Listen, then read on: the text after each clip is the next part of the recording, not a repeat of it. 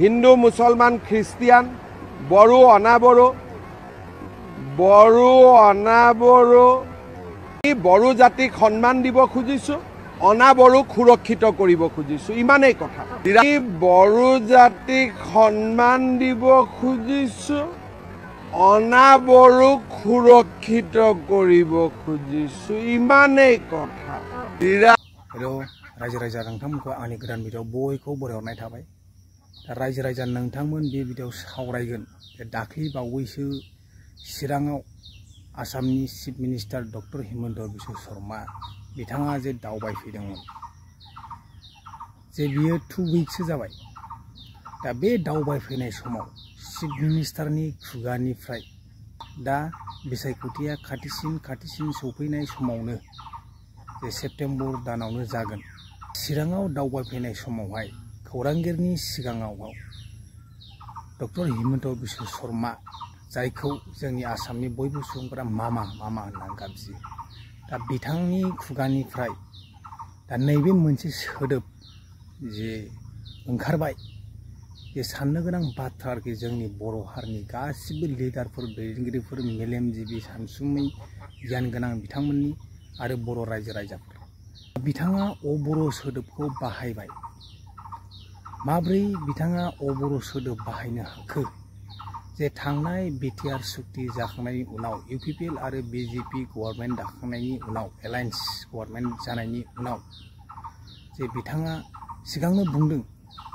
बर' अनाबर'नि दावहाया जोब्बाय आरो बर' अबर' सानलायनाय बेयो जोब्बाय। रावबो बिटिसिआवहाय बा बिटिआरआव बड'लेण्डआव बर' अबर' अनाबर' बेफोरबायदि साननाय, बेफोरबायदि हुदा जोब्बाय बिथाङानो बुंदोंमोन।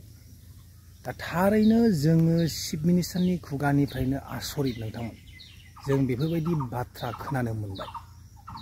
चिफ मिनिस्टारनि खुगानिफ्रायनो दा बेफोरबायदि राव अबर' सोदोब खोनानो मोनबाय। दा जोंनि बर' हारिनि रायजो राजा बिथांमोन,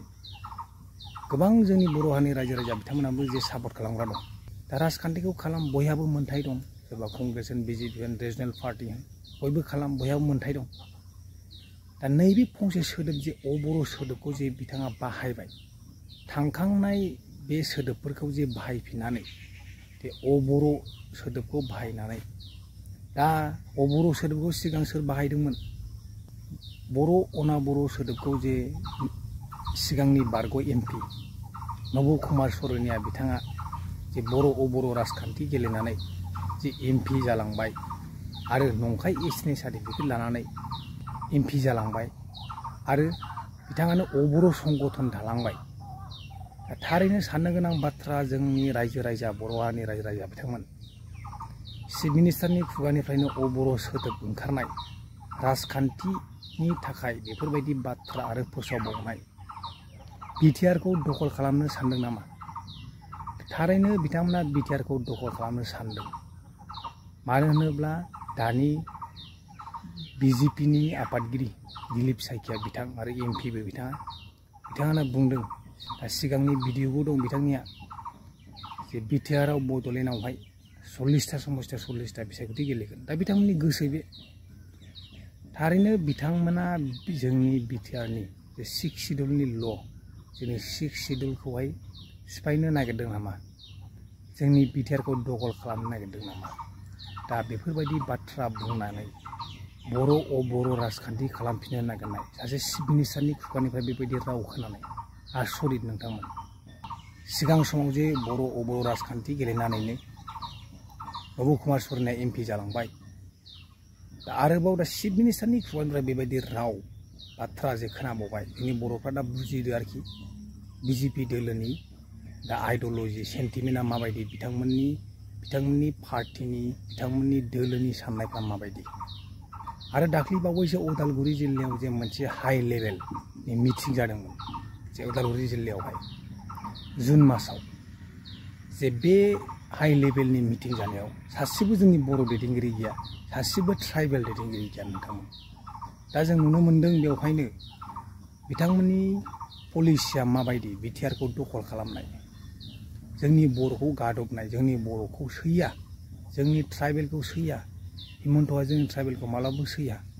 हिमन्त सरकार जाखांनायनि उनाव जोंनि बर'खौ गोबां इभिकसन खालामदोंमोन नङा होमबा गुवाहाटी सारसजाय नालापारायाव बेवहाय गोबां जोंनि बर'खौ जे इभिकसन खालामदों गोजां बोथोर समाव अखा फ्रि फ्रि हानाय समाव जोंनि बर' हारिनि रायजो राजाफ्रा गोबां खस्थ' मोनदों दा हिमन्तआ चिफ मिनिस्टार जानाय लोगो लोगो सर्बानन्द सन'वाल चिफ मिनिस्टार जानाय समाव बेफोरबायदि खालामाखैमोन बिथाङा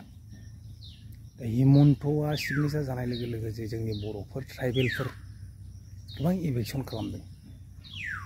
आरो ट्राइबेलखौ बिथाङा सैया जों बेवहायनो मोनथिनो मोनो दा जोंनि बर' हारिनि रायजो राजा साननानै बुजिदों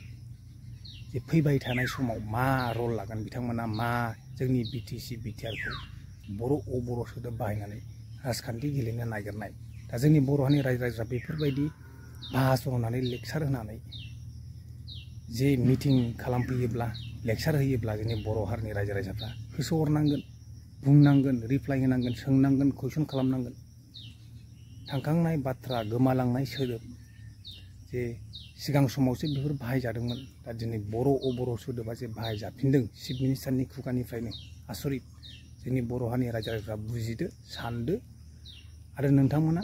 नैबे बुंनाय बाथ्राखौ खोनासंफिनदो চিৰাঙত বিজেপি ইমান শক্তিশালী হৈ আছে নেকি মইতো নাজানো ইমান ফাট মেলিব পৰা আমিতো বড়োলেণ্ডত সৰু ৰাজনৈতিক দল এটা আমি ফাট মেলিব পৰা অৱস্থালৈকে যোৱাই নাই দেখোন হয় নহয় বিজেপিটো ইয়াত সৰু পাৰ্টি এটা আমি লাহে লাহে গ্ৰ' কৰিবহে খুজিছোঁ গতিকে আমাক ইমান গুৰুত্ব দিব নালাগে আমিতো সৰু পাৰ্টি লাহে লাহে আগবাঢ়িম ডেফিনেটলি UPPLক কাৰো সহায় নালাগে নিজৰ ভৰিৰ ওপৰত নিজে থিয় দিব পাৰে 4.5 বছৰ বিটিআৰ চলোৱাৰ পিছত তেওঁলোকক কিয় সহায় লাগে নিশ্চয় নিজৰ ভৰিৰ ওপৰত নিজে থিয় দিব পাৰে যেটোতো ভাল কথা কৈছে কোনোতো বেয়া কথা কোৱা নাই তেন হেতুকে BPFকো বিজেপিৰ প্ৰয়োজন নাই UPPLকো বিজেপিৰ প্ৰয়োজন নাই ইলেকশ্যন পিছত সবকে সবৰ প্ৰয়োজন আছে কাৰণ দিল্লীত বিজেপি আছে দিছপুৰত বিজেপি আছে একেলগে থাকিলেহে বিটিআৰৰ উন্নতি হ'ব সক তেনেকুৱা কথা একো নাই আমাৰ ভোট বেলেগ তেওঁলোকৰ ভোট বেলেগ আমি যদি লগতো খেলো আমাৰ ভোটটো তাত নাযায় তাৰ ভোটটো আমাৰ তাত নাহে যোৱাবাৰো আমি বেলেগে খেলিছিলোঁ পিছত আমি বন্ধু হৈ আছো গতিকে এটোতো কোনো নতুন কথা নহয় যোৱাবাৰ আমি একেলগে খেলিছিলোঁ জানো তেতিয়ালে কেতিয়াবা বিজেপিয়ে BPFৰ লগতো আগতে একেলগে খেলিছে নেকি নাই খেলা BTADত কেতিয়াও মিত্ৰতা নহয় কাৰণ ইয়াত মিত্ৰতা হ'বই নোৱাৰে ইয়াৰ ভোটিং পেটাৰ্ণ বেলেগ ইয়াৰ জনগাঁথনি বেলেগ কিন্তু MLA MPত ডেফিনেটলি মিত্ৰতা হ'ব ইয়াত কিং মেকাৰ টেকাৰ একো নাই আমাৰ কথাটো হ'ল বিটিআৰত শান্তি থাকক বিটিআৰখন আগবাঢ়ক আৰু তাৰ কাৰণে যদি বিজেপিয়ে ইলেকশ্যন নেখেলিলেও ভাল আমি নেখেলিবও আছোঁ আমাক লাগে বিটিআৰত শান্তি হিন্দু মুছলমান খ্ৰীষ্টিয়ান বড়ো অনাবড়ো সকলো যাতে ভাল কৰি থাকিব পাৰে তাৰ কাৰণে যদি কয় বিজেপিয়ে ইলেকশ্যন খেলিব নালাগে আমি নেখেলা কৈ থাকিম কাৰণ বিটিআৰ আমাৰ বাবে ৰাজনীতি নহয় বিটিআৰত শান্তি সম্প্ৰীতি আৰু প্ৰগতি থকাটোহে আমাৰ বাবে আটাইতকৈ ইম্পৰ্টেণ্ট ৰাজনীতি যদি কৰিব লাগে উপেন্দ্ৰনাথ ব্ৰহ্মৰ ষ্টেচু আমি দিল্লীত নবনাওঁ আমাৰ ৰাজনীতিৰ কথাই নাই ইয়াতে আমি বড়ো জাতিক সন্মান দিব খুজিছোঁ অনাবড়োক সুৰক্ষিত কৰিব খুজিছোঁ ইমানেই কথা